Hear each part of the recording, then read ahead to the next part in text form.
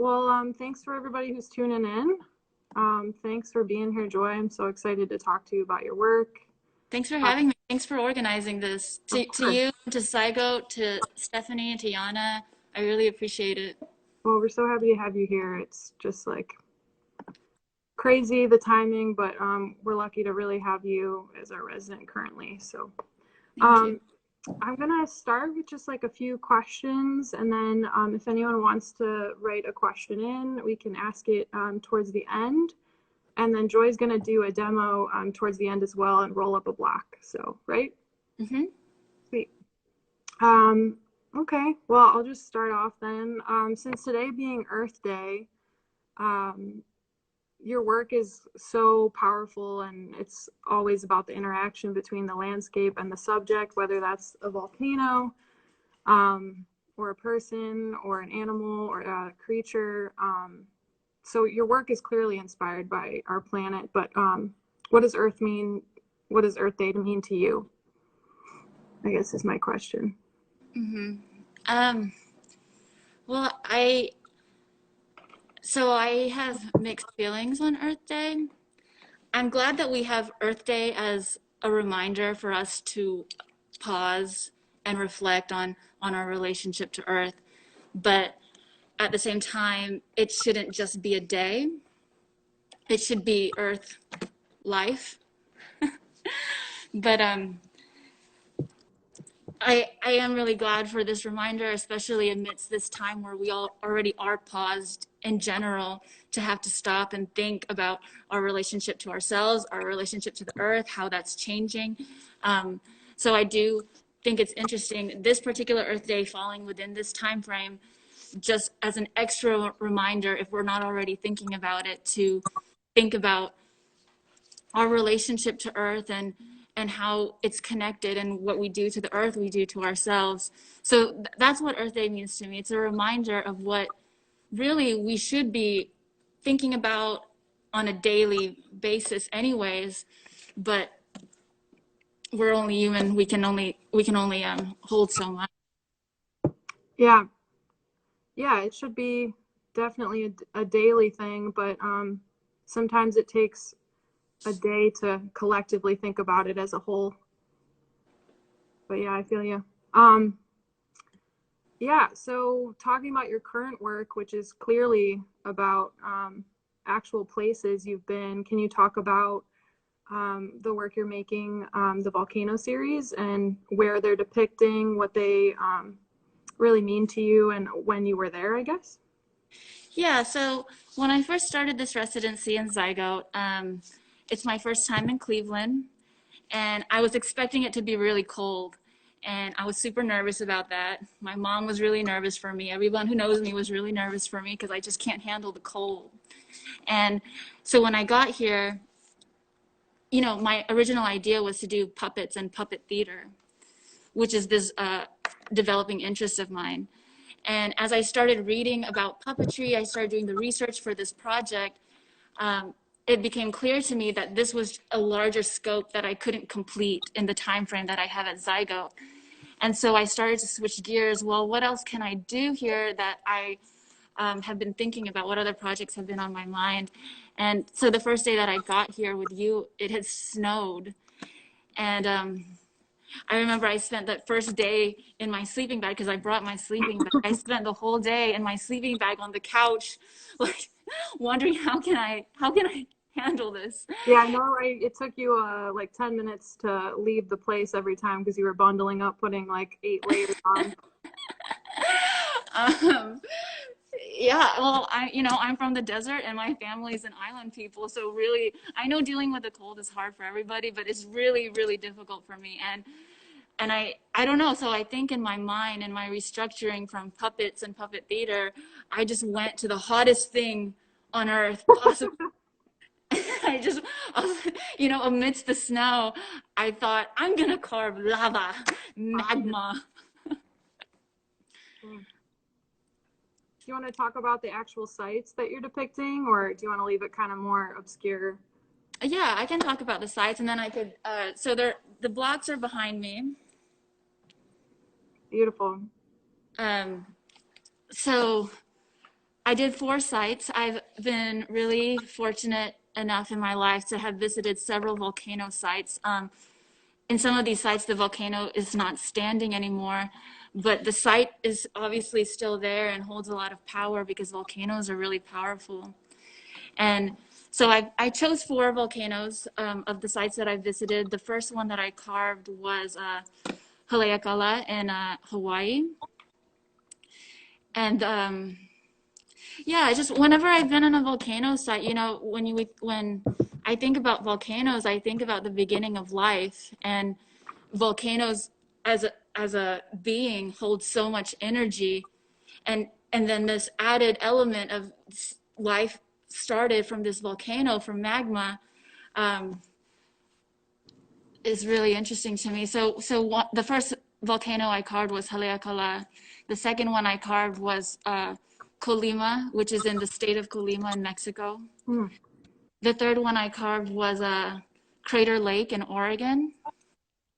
Been there, beautiful. I was about to ask, have you been to Crater Yeah, Lake? gorgeous. I wish I had more time there, but yeah, I spent at least a week there. So Yeah, what's so amazing about Crater Lake is it's so cold. hmm yeah, it's savagely cold. It's a great place for cross country skiing, especially. So I didn't know people skied there. yeah, they ski a whole lot. I met a guy who actually he made some trails himself and wrote a whole book on Crater Lake trails in like I want to say the late 70s for cross country skiing. So it's been a hot spot for a while now. Gorgeous. Yeah, so I was definitely taken by Crater Lake. I was taken by that it's this crater filled with this ice blue water, and there's just this different climate within the crater um, environment. And then the fourth one I carved was Taal in Philippines, which just erupted earlier this year and covered all surrounding cities with ash. Wow. So I'll just pan on those real quick. Yeah, please.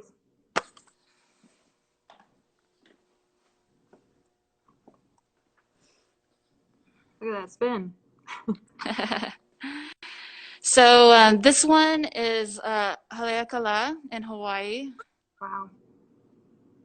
So this one, are all of them action kind of depictions, or do they vary? I guess you'll. They're in varied states. Um, this one is Colima in Mexico, the state of Colima. That one looks like a celebration. I felt like a celebration when I visited. I remember we were there one night, and we were gonna head out the next day, and everybody was like, "It's erupting right now!" And it was around midnight, and we all got in the car and drove out to the site. Wow. That's Um, this one is Crater Lake. It's an imagined volcano because the volcano no longer stands. It's a crater. Yeah, it does remind me of Wizard Island, though, if you've ever been there, that little island that is the remaining crater.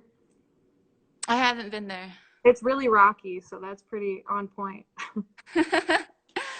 And then the other one is the block that I'm going to ink up later, and I'll show you guys that when that's ready.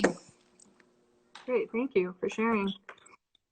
Those the whole theme seems really relevant to right now, just because they bring life and death with them so quickly.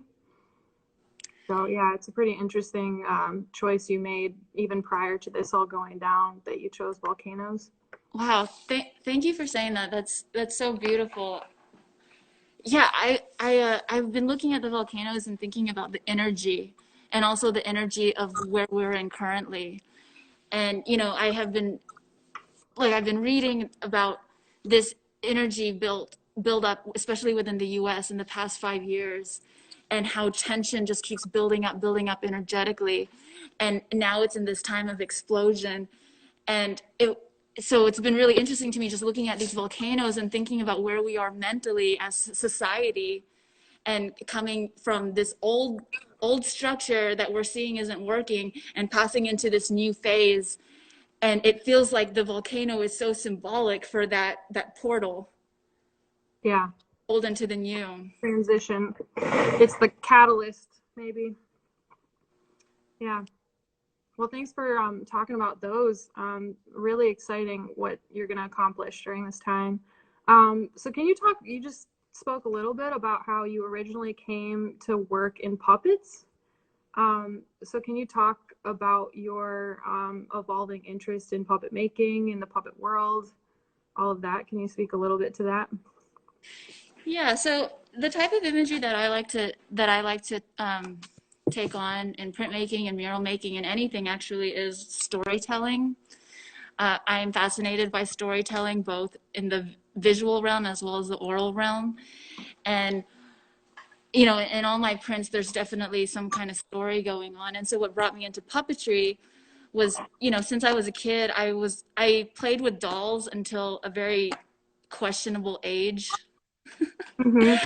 And I just loved the stories that you could tell with these objects and how inanimate objects, all of a sudden, you could breathe life into them. And there's this really beautiful dynamic. When you make art, or for example, when you carve a block, um, you're destroying this piece of wood. And in that process of destruction, you're also creating something new and you're telling a story. And you breathe life into a block, into a piece of wood that could have just been nothing. And the same is true for puppets. You breathe life into into these inanimate objects, and all of a sudden they can tell a story that perhaps can't be told by human beings. Yeah, totally. That's breathing life into something is totally a intense way of making, I would say. So do you see these puppets living in an active environment, or just as art objects, or how do you see them playing out in your work? Or do you Um, know yet? That's okay too. I don't know yet. So I just started listening to this podcast. I wrote it down because I knew I would forget.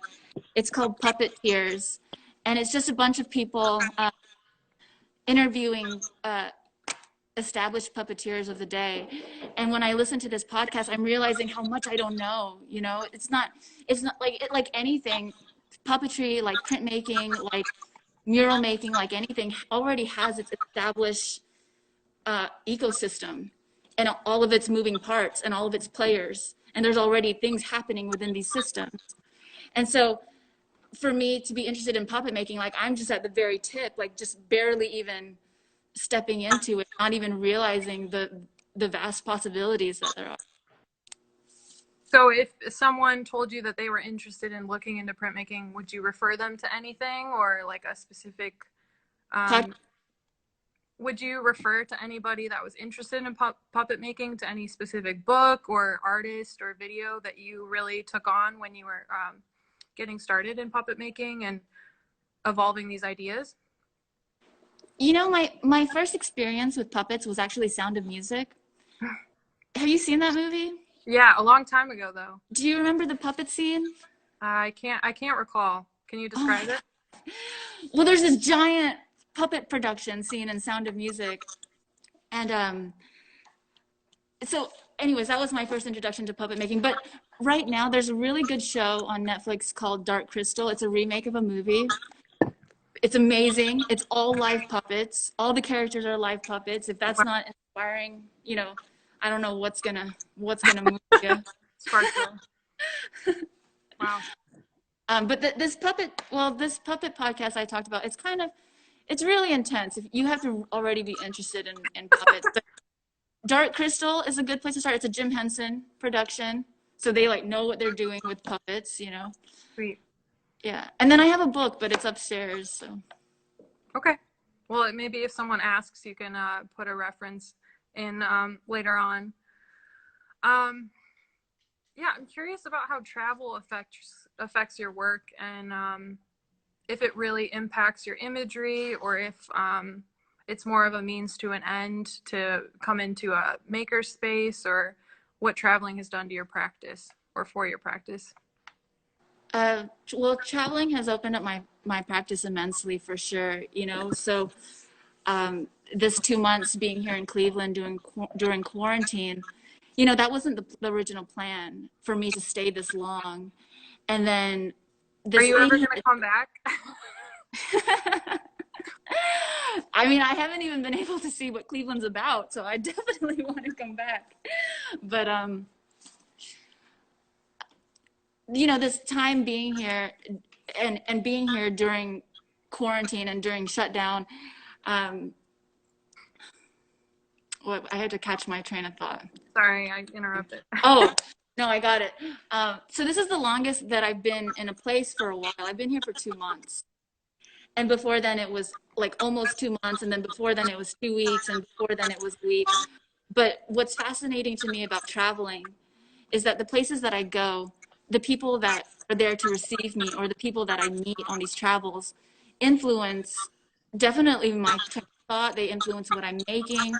Like the environment, our outer world and our inner world are so tied together that wherever I go, that's going to just now become a player in my way of being and existing. So I am really grateful for the times that I do get to travel and I get to welcome this new energy into my being and into my creating. Yeah. Well, I'm glad you're here and you could take in what you could of Cleveland before the shutdown. Um, so how has it really shifted your stay? Do you feel like you're making more? Is it just you're not able to see much or interact with as many people as you'd like to, or how is it really impacting your stay with the shutdown happening while you're here? Well, it's been a really interesting time. Before I came here for the residency, I was prepared to be social, especially because I wanted to do puppets. So I wanted to even recruit people to be in a puppet show. And so my plan was I'm going to be really social, I'm going to make puppets, I'm going to be really involved. And then this quarantine happens, shutdown happens, and there was a full 2 weeks that I didn't see a person at all. And um, it's been really interesting to have truly this opportunity to be in this space by myself, not seeing anybody, not being influenced by anybody, and not even being influenced by the world's clock. This rat race that we're all on. Like, we have to get up, we have to answer our emails, we have to do these deadlines, all this stuff. And all of a sudden that just disappeared. And then there was no one else to influence my space, my being. And there was no schedule or timeline that I had to be on. And then like the time, then there was just no more time. Collapsing on itself. There was no more time. There was just self. And so I truly see it as an opportunity, this really wonderful gift that I've had to experience being and not doing. Because a lot of the time, especially within the rat race and especially on the schedules and deadlines, we tend to identify ourselves with what we're doing. Like, if I can get this project done, if I can do this, if I can get this acknowledgement, this Right. recognition, or whatever, but that's all of a sudden we think that that's who we are and that becomes our identity. And then when that's all gone, there's no more deadlines and there's no more time and there's just self. I am starting to learn how to be and how to just be in my being and not identify so much with what I'm doing. Yeah. Be in your body. Totally. I can yeah, I could see that kind of transition happen when we were teaching that class at Thomas Jefferson. You were having to kind of check in with us a lot on your evolving project, and currently you're kind of on an island a little bit. Like, we've been able to contact a bit, but you're sort of on your own and you're having to process everything. Is it strange being in an empty cooperative print shop? Is that odd? So definitely, definitely in the beginning, if I would be in the apartment and the apartment has access to the studio, for people who don't know, if I'm working and I think I need something in the studio, I would run down to the studio, but it's this dark ass big space. And I would be really quick. I would run in and run out. But as I have become more comfortable in the space, yeah, just entering a big shop where you expect there to be action and people, and there's no action. And in fact, the lights are off and there's not anything being used. It's really interesting because that's such a big dynamic about printmaking, is that it's very community centered. Right. but again, like I've just been in this vortex of going, of like trying my best to go in here, that it's just kind of an extension of this like no time existence space. Yeah. Oh, sorry, that's my dog alerting the authorities that someone's here. Wow. That's a really, yeah, as someone put in the comments, it's a really nice way to think about it positively. Wiley, sorry. Um, do you think your printmaking work informs your puppet making? 'Cause are you planning to make puppets from your prints, I guess, is a question I have. Yeah. One second. We're getting a lot of feedback about the sound. Are you on the dock? Yeah, should I take it off? Maybe? I'm not sure if that'll help. It was holding it up so perfectly. Is that better? I don't know. Let us know, viewers, please, if the sound is better, or if we're still having issues. All Nobody's right. saying Well, anything, so. Oh. um, okay. Wow, 30 minutes already passed and we still got to do a demo. we got a little. Yeah. How about 6 more minutes of talking, and then I can maybe fit some questions in while you're working. Okay, I'll try my best to talk and work. Okay. Um, um, but in terms of puppetry and printmaking, I mean, I think the place of being informed comes from an even deeper place, and it doesn't just start at printmaking. I mean, definitely, like I talked to you about today and self-care. So I didn't watch the news. I didn't watch the news today. I purposely did not want to take in any negativity today, and that's how I like to start a lot of my creative practice. Is I like to absorb in as much self-care as I can, and that could be a mixture of journaling, yoga, meditation, prayer, a hot bath. It's a mixture of things. I like to prepare myself and arm myself with as many tools as possible to take on creativity. And so I feel like creativity channels from this place, and it's our jobs to nurture this space so that our output is what I hope is filled with love and And that's the point, eh? Um, I'm gonna ask a question that someone wrote in. Um, they have they're asking if you have any tips about getting different shadows, things like that. Um, they use the word shading, but I don't know if that's the right term because you're pretty what graphic. carve. Oh, I Yeah. see. Um, okay, so my process when I start a block is I tend to carve pretty tight. So I don't, so what I've found works for me is I don't like to work into an image that is already really tight because I tend to carve really tight. So whenever I am doing an image on a block, I stain it red. So I stain a piece of MDF red, and then I actually take a brush and paint to it, because with a brush, especially like a long stem brush, your mark is a lot looser. And so then I paint whatever I want onto this block. And to get shadows, you have to really, really be strict with yourself to not overcarve, which tends to be a thing that people do, is they overcarve. And then you're just looking at gray, you know? Mm-hmm. So in the process of prepping your block, what I like to do when I'm painting is I will paint certain spots black. I'll just paint it black. And I know not to touch it.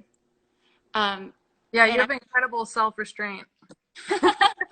Well, the painting it black helps because it's black and you're just like, okay, I can't touch that now. And then when you roll it up, because a block is never just done, you have to roll it up and then you go back and you edit. So after I roll it up, I look at it, I'm like, okay, that's too much weight. I can now go into that. For sure. No, that makes sense. so you talked about what materials you use. Can you talk about your favorite knives? Um, what other materials do you use? Do you prefer linoleum or wood or MDF? What's going on? Uh, Man, I just really like knives and I really like cutting into things. So really like whatever I'm cutting into, I just really like it. Uh, but in terms of knives, I will always recommend McLean's knives. So I could put that in the comments. They have an Instagram. Let me see if I can put that in the comments. That'd be And then great. we can pin it. They're not coming up. Printmaking. So I get all my knives from McLean's. They're actually based up in Portland. They don't have an open shop, but you can order them online. That may or may not be their thing. Um, so I get my knives from them. For knives that I'm going to cut through MDF, MDF dulls tools super fast, so I just get power grips because they're cheaper and you can just like go through them. Right. Cool. Someone sent in a question. And I also had the question, what's currently inspiring you? They wanted to know specifically printmakers that you look to. I'll leave it open, whether it's music, art, podcasts, resistance movements, organizations, whatever it is.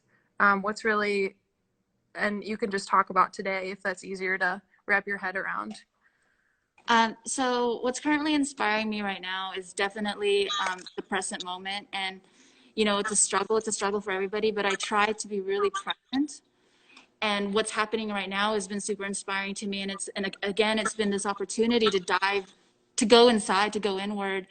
And so some of the podcasts that I've been listening to are mostly about emotional intelligence because our emotions have a lot to teach us. And so I like to watch like how I'm responding to this situation. And I like to let those emotions ride out and I try not to stop them.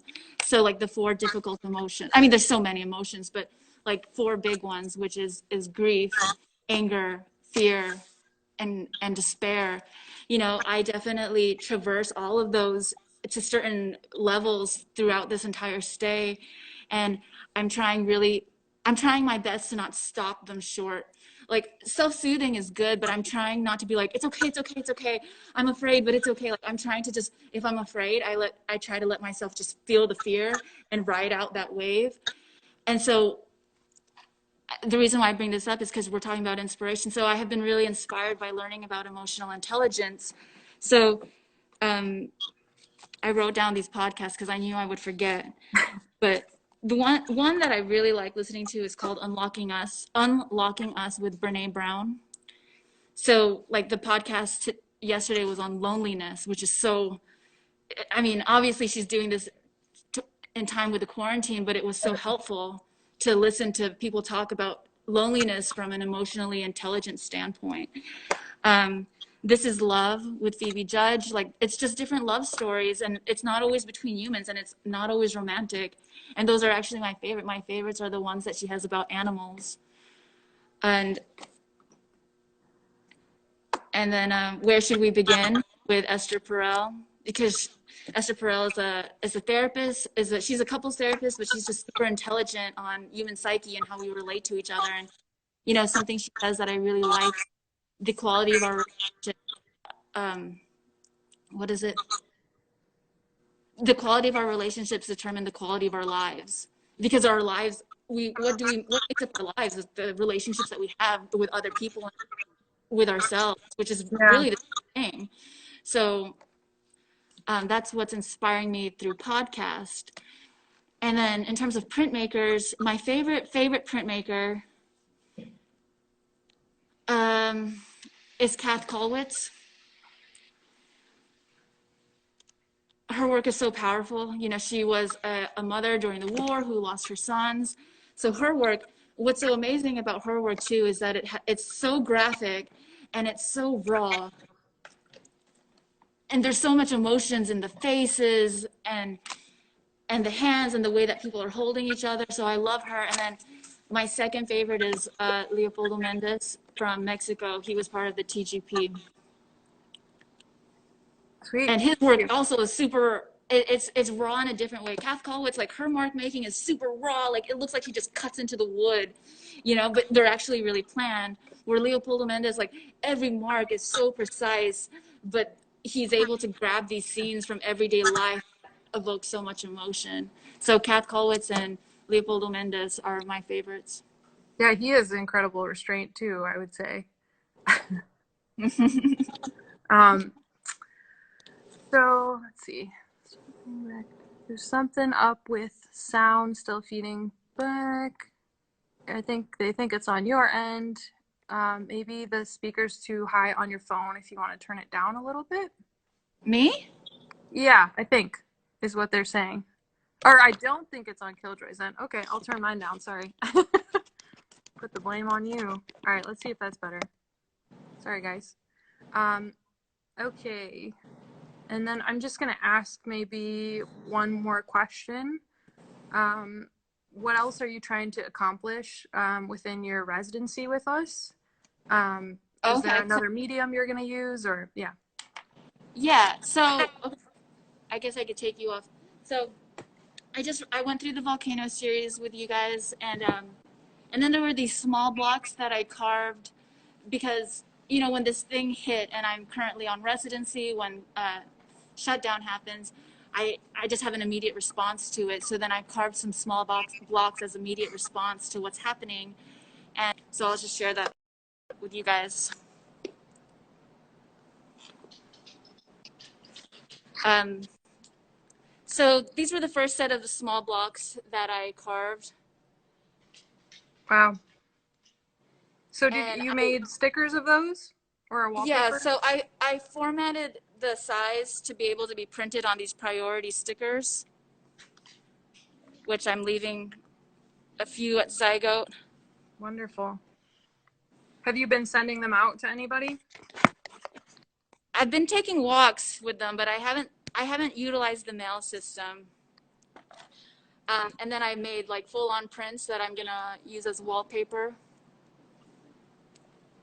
For a demo that I did with El Instituto Bogotano de Corte, I did these images. So this is a this is called Bayanihan. It's a Filipino idea of community and helping each other, and that we're all one. So that's the print.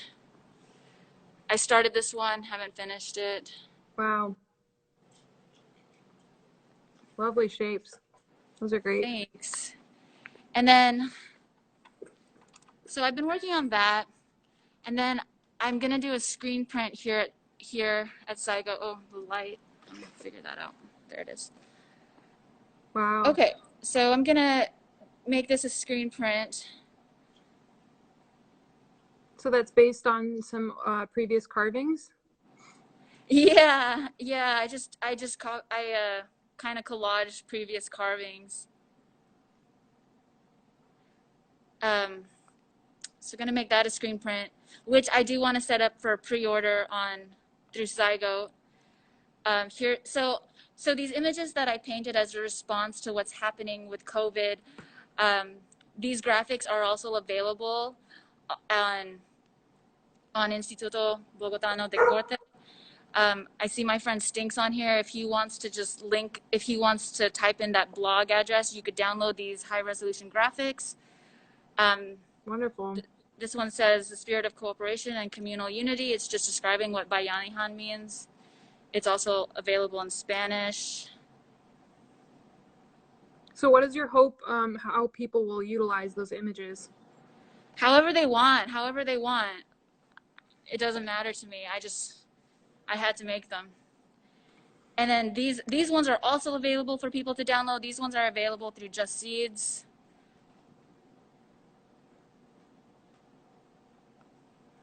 Wow, those are great. Thank you. I think Really that's nice it. reminders.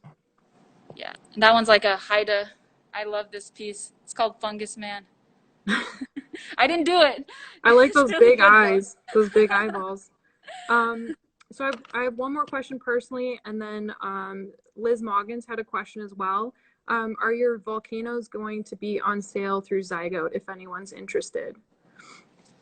Yeah, I want to set them up for pre-sale if anybody's interested in buying them through Zygote. They are going to be printed in black and white as well as a color version. So Wonderful. send me blessings on the print job there, folks. Hey, I have all the faith in the world. Oh, Lit, he just sorry. so Stink just said where we can find the graphics. Do you know how to pin that so people can go there if they want to download those graphics? Let me try. Pin comment, got it. Cool. So Liz Moggins asked a question. Let's find it again. Sorry, guys. Oh, I think you pinned the Instagram and there's an actual link. But There's an anyways, actual link. if you want the downloadable graphic, you can go to that link. Okay. I don't see the. Oh, here we go. Sorry, guys. Okay. Liz Moggins asked, "How will your work operate in an ever increasingly lonely and isolated world?" Well, my hope is that through this portal, so that screen print that I'm doing is called Pandemic as Portal. And my hope is that the place that we're coming from, I think that place can definitely be described as an increasingly lonely world for sure. And I think this portal that we're walking through, we're seeing more and more how we need community. We're stuck in our homes, we're by ourselves. It is a wonderful opportunity to go inwards for sure. But when the time comes, because it will, I think we're realizing more and more how community is so important to us. And even on that loneliness podcast that I told you about with Brene Brown, they were saying that people who are lonely are more likely to die sooner than people who have community. And it's true, like as human beings, like we need connection and we need community. And really like the extension that we reach outward is just an extension of ourselves. And if we're cut off from people, if we're cut off from community, we're just as much cut off from ourselves. They're the same thing, being connected to ourselves and being connected to community. And so my hope is that this portal that we are going through, that the other side of it is not a world of increasing loneliness, that it is actually a world where we are building together and helping each other and depending on each other, because we're seeing that the government is not helping us. We are seeing that we have to rely on ourselves, and that old systems have to die, that they are in the midst of dying. We need to let them die and move into something better. Man, I could listen to you all day. Yeah, thanks for being such a beam of light at this time. I know you've talked about being lucky that you're here at this moment, but we're lucky to have you. Like I said, you've been nothing but a positive resource and friend at this time. So thank you. Likewise, Juliette. Um, A lot of love for you and Zygo. Thanks. I don't know if you want to move on to rolling up your block or your demo first, but Okay. you definitely have 20 minutes, so I'm sorry. I'm gonna try. I'm gonna try Okay. to do this. I'm a slow worker, but let's see what I can No, get you done. got it. Okay, so I'm gonna roll up the block. So let's see. Let me show you guys what's going on. So we got ink all ready to go. And this block, which is hard to tell what's going on because it's gonna be a really black block. I'm gonna try to ink it up in 10 minutes. Perfect. Those videos that I post are like on stop motion, so we'll see if we can emulate that again. Can you tell me if you can see it from there? Do I need to adjust it? You're good. We can see basically the center of the block. I think it's a little too big to fit in the whole screen because you're just a square, but it's Just the center perfect. of it? It's hard to tell, but I think it's around the center. Yeah. It's pretty good though? Yeah, it's good. Excited for the reveal. Okay, let's see how fast I can get this done. Is that lightning? Yeah.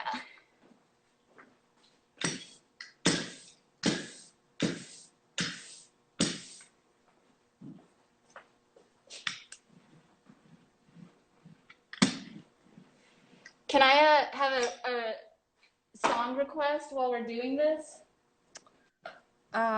Sure. Or do you not have a speaker? I have a speaker, but I can't pull myself away from inking because I'm You know already... what? What's your song request? I got you. what is your song request? Or does anyone have one? I want to play this one song first because it's what I've been jamming to. Not necessarily happy, but it's Ulver, Ulver. Okay. Little boy. I got it.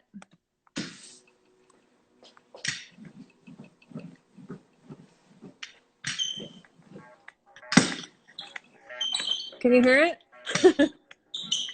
I can't, but it's more for you guys than it is for me. I don't know if anyone can hear this.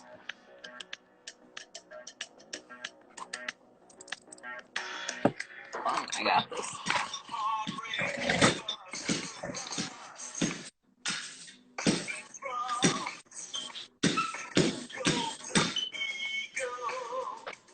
I'm trying my best. This is a very heavy brayer.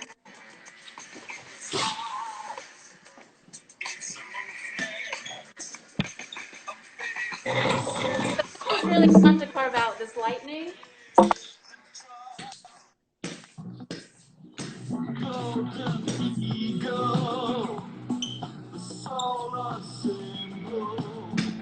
You still there? Yep. Also, I just realized something. I remember that Instagram kicked me off when I used official music or whatever, so there's also that possibility. Okay, noted. How much time we got? We've got 15 minutes. How much? Dina, 15 minutes. Dina asks, is that your brayer or Zygote? That is a Zygote brayer, and it's from Tackage Press. Is there any questions we missed in the comments? Let's see. I'll look through.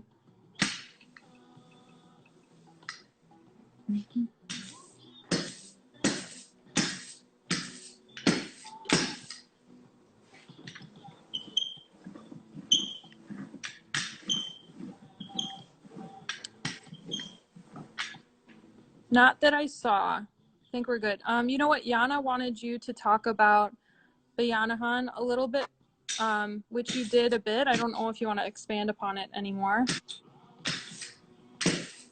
Yeah, so what's really interesting about that is that Yana had shared with me similarities between Russia and the Philippines, and Bayanihan was one of them. And it's this idea of communal unity and cooperation, which basically, so what that philosophy stems from is that in the Philippines, they have these what's called bahay kubos, which is a house on stilts. And when it's flooding season, the whole community will come together to move the houses or to build new houses.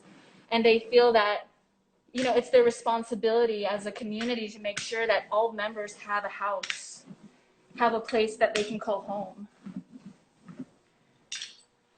Okay, that's the best I can do on this live situation.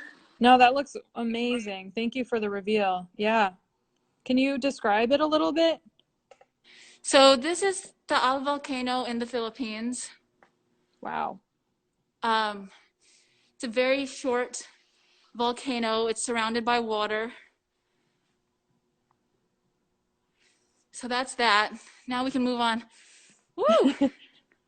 I'm always so tired after these lives. So let me. Yeah, you're doing all the work. I forgot to boil the water. So now I'm going to do a wheat paste demo. I'm going to wheat paste this guy and this guy.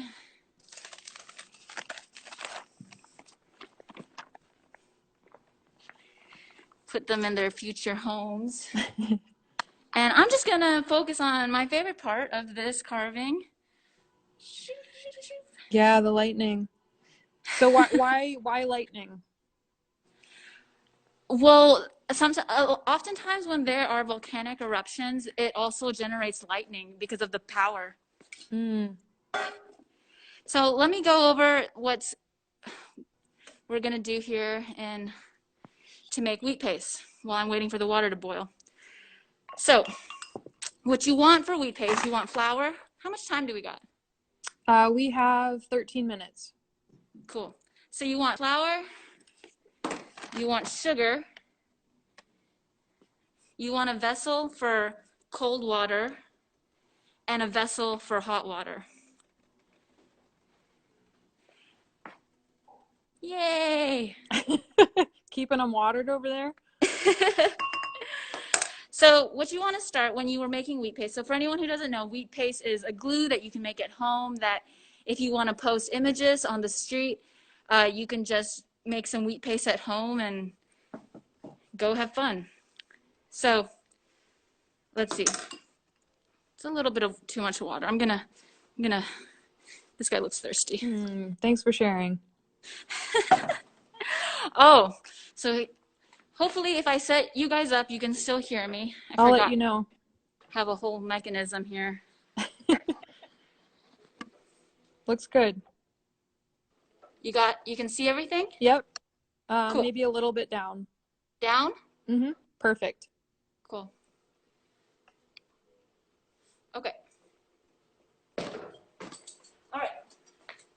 So what you want to do, you got this, and it's got a little bit of cold water in it, or room temperature water. You just don't want it hot.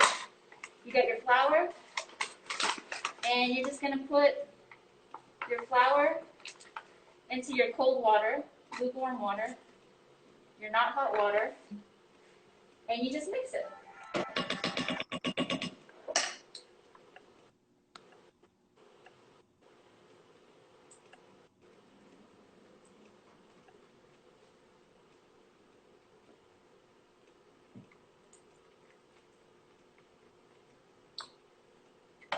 Someone asked, is this wheat paste only for indoor or would it work for outdoor? This wheat paste is intended for outdoor.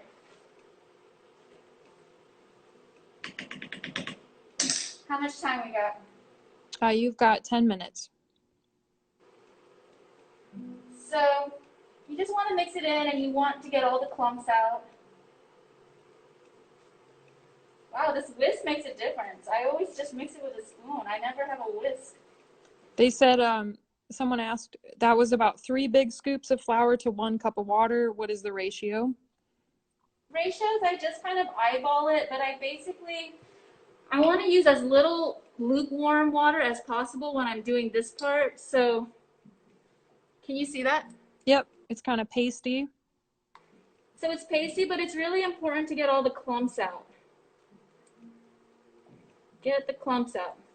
And, you know, it's a little too pasty, so I have my water here. So there's no real science to it. You just want to mix flour into water. You want to get all the clumps out as much as possible. I don't know much about baking, Juliette. Is this like baking? I'm more of a cook, but if any bakers out there want to make a note. I told you I'm new to this cheesecake game, so I'll let you know if it's a success. I've never mixed with a whisk before. I feel like it's doing the job way faster than I could. It should. Okay, so there's that. My water is still boiling. But so it's important to remember when you're making your wheat paste that you need to mix the flour into lukewarm water first. You don't want to put it right into boiling water because the boiling water will just cook it. And then you'll just end up with cooked little dough clumps. So that's the biggest thing, no clumps. Yeah. So is that pretty clear on how to make this part? Just flour and water to make a paste. Flour and water to make a paste. Still waiting on the boiling water. And so I got this pot here on this hot plate. So when the time comes and my boiling water is ready, I'm going to add the boiling water into here, and then I'm going to add my paste solution into the boiling water. You've got 8 minutes. Cool. And I'm just going to mention, if anyone wants to support Zygote at this time, we're a nonprofit cooperative organization. We do a lot of educational stuff, obviously host residents internationally and nationally. And if you'd like to donate or help out in any way, just go to our website and you can find links there. I'm gonna check on the water.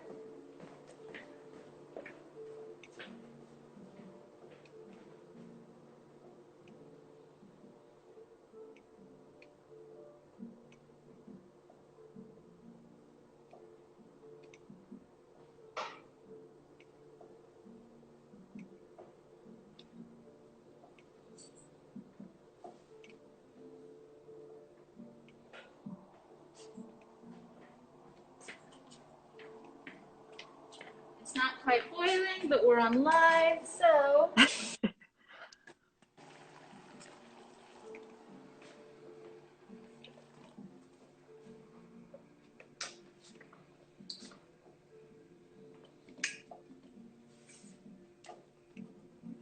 So you have your boiling water. It's supposed to be boiling. Oh, I'm seeing a little bubbles. It could be getting there.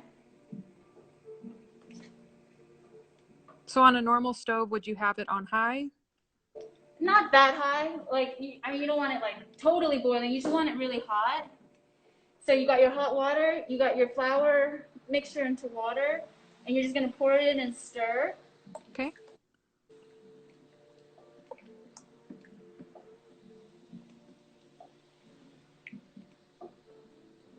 And this is where it's important to keep stirring it, especially on a hotter plate.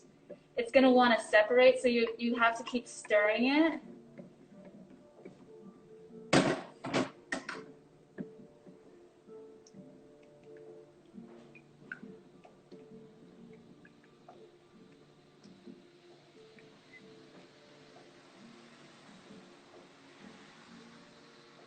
How much time we got? You've got about 5 minutes.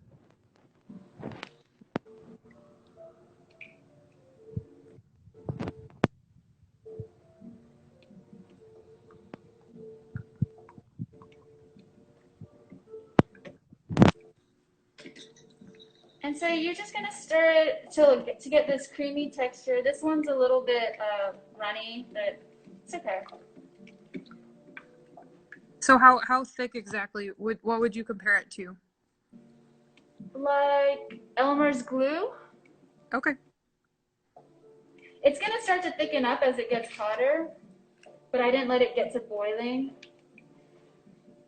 You're also not really supposed to paste with hot glue, but I forgot to pre-make this glue, so we're just gonna have to go for it.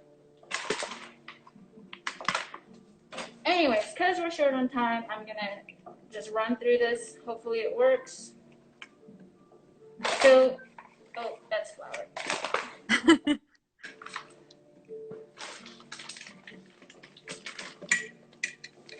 So then you add sugar into your mixture when you have it all stirred up. I like to add a lot just because I'm like that. So the ratio isn't too technical, it's just how you feel? Yeah, it's always how you feel. So I'm gonna put a little bit more sugar. And at this point in the glue, as you're stirring it and as it's getting thicker, it's also, like, this is the basic wheat paste recipe. And this is open, you can add whatever else you want to it. Whatever adhesive, whatever other sugar, whatever you want, you can add to it. We're down to 4 minutes. Cool. Okay. Well, it's not quite ready. Let's hope it holds. Here's the wheat paste.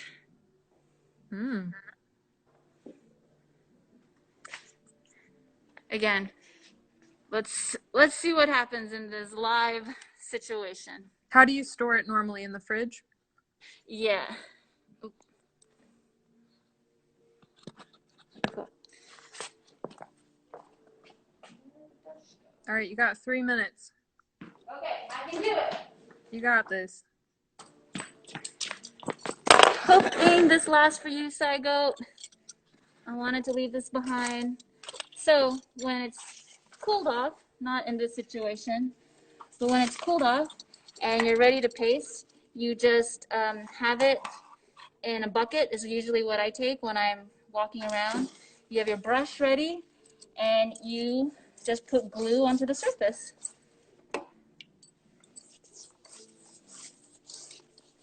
Just like that. And you want to get like a good amount of glue on the surface.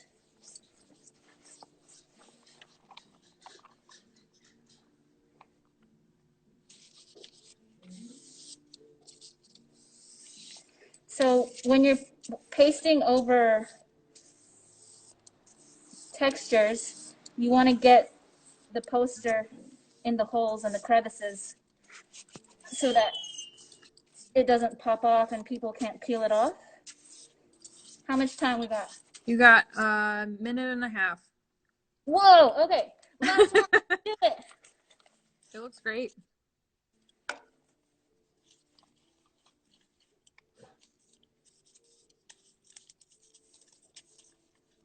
Any last thoughts? Last words? I just hope that everybody finds ways to heal themselves. I've definitely found creativity to be a major healing agent during this time. There it is. I did it. Woo! Thank you, Joy. Looks amazing. Let's see. There it is. Perfect. Zygote people, y'all can come find this eventually. It's going to be a great thing to remember this time with. A positive thing, I'd say. Thank you. Thank you for everything. Thank you. Thanks, guys, for watching and tuning in and listening to us chat. If you have any questions, feel free to go to our website and email us. Yeah, we'd love to hear any feedback you have from this demo and talk. All right. Thanks, guys. Thank you, everybody. Thank you, Zygote.